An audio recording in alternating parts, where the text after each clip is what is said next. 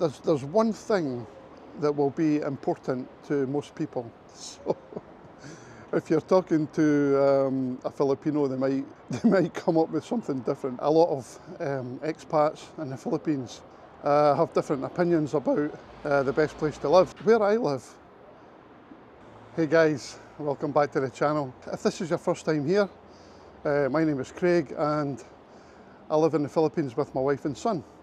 Now, this video, actually I'm looking forward to making this video because I know a lot of expats in the Philippines have different opinions about the best place to live. So I won't be able to tell you the best province for you because everyone obviously has different requirements. But what I can do is maybe give you an idea what might be the best province for you. So before we get started, if you've never been to the Philippines before, maybe you're not sure about the geography of the Philippines. So the makeup of the Philippines can be quite complicated. It's still a bit complicated for me, so I'll keep it basic, okay? So you've got 7,500 islands approximately. And you've got, in the north, you've got the island group, it's called Luzon. That's where Manila is.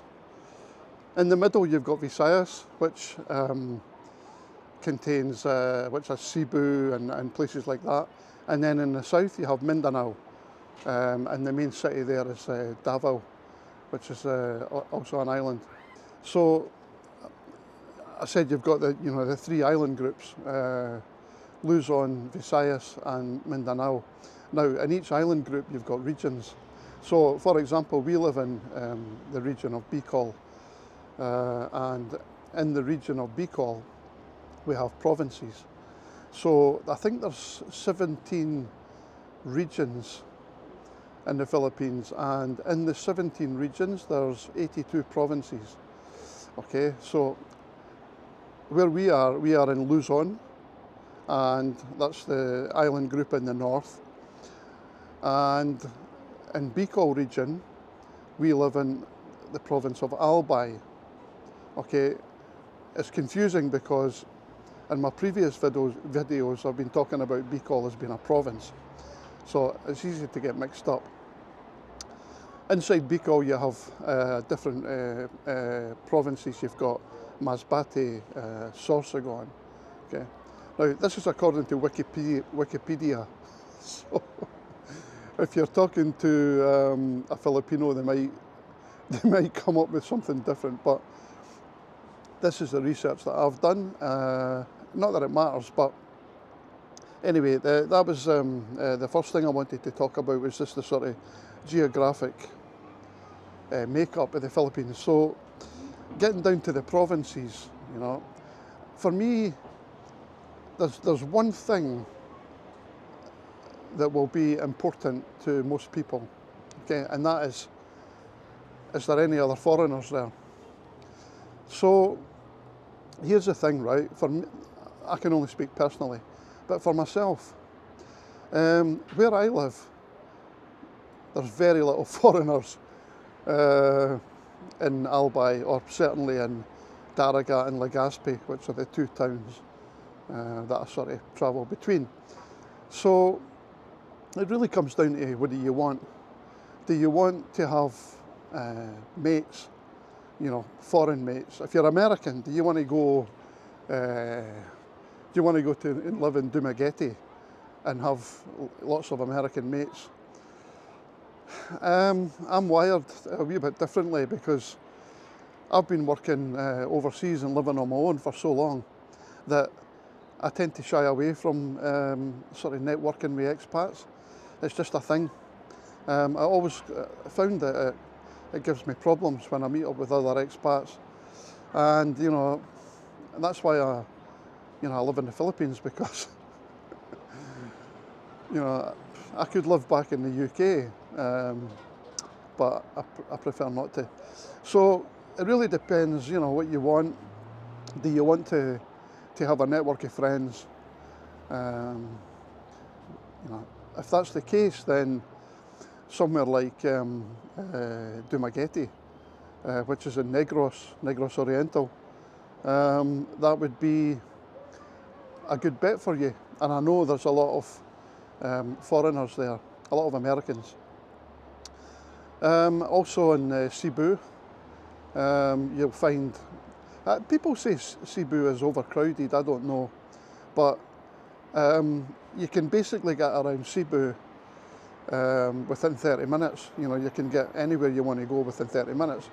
Whereas if you go to Manila, that's a different ball game. You know, you're looking at an hour sometimes, depending on where you want to go. So, you know, it's really up to you.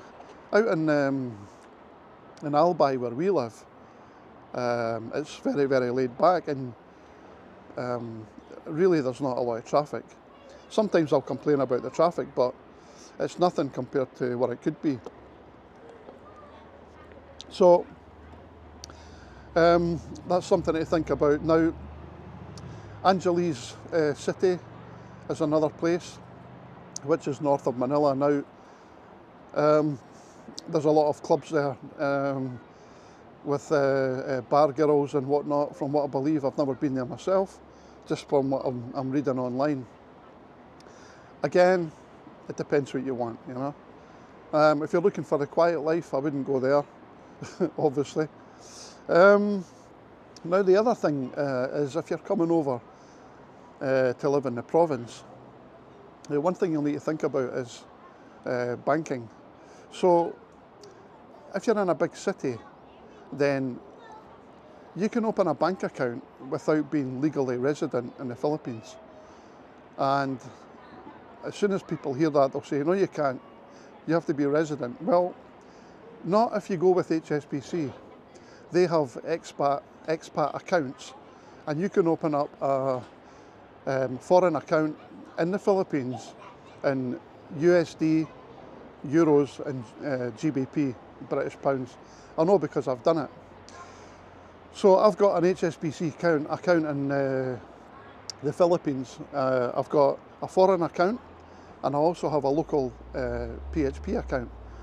So if I'm overseas and I want to, or if I'm anywhere and I want to transfer money from an overseas account to the Philippines, what I can do is I can transfer it to my foreign account in HSBC, and then when it hits my foreign account, all I have to do is go onto the website, open up the chat, and ask them to transfer the money into my local PHP account, and then I can withdraw it using my ATM card.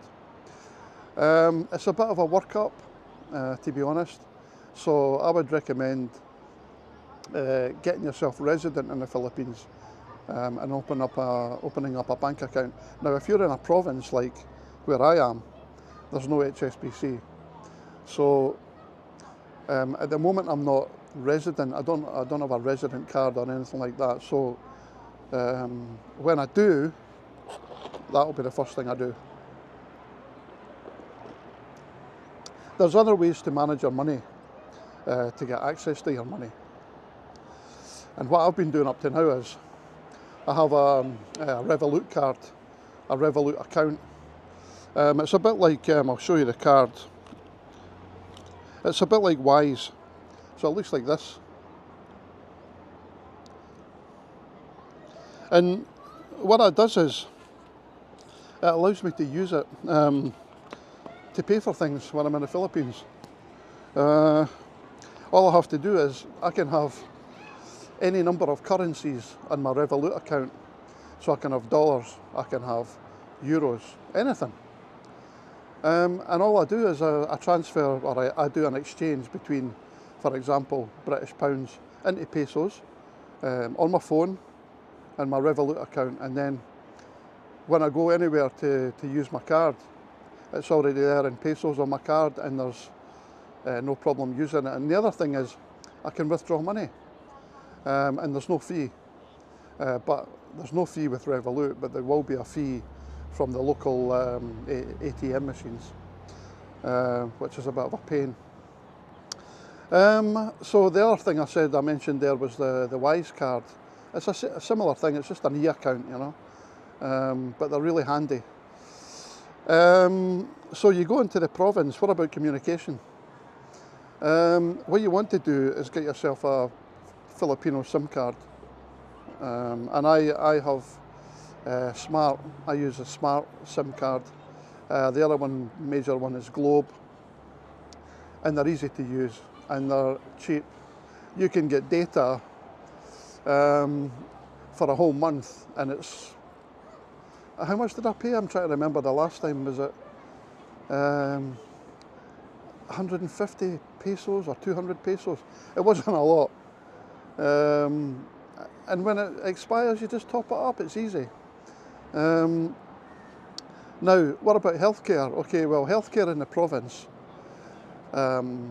if you go by what you read on the internet, in the major cities, they're better equipped. The hospitals are better equipped than the provinces, but I don't know. I've only ever been at the hospital in the province, and I thought it was fine, you know. But I wasn't having a heart surgery, you know.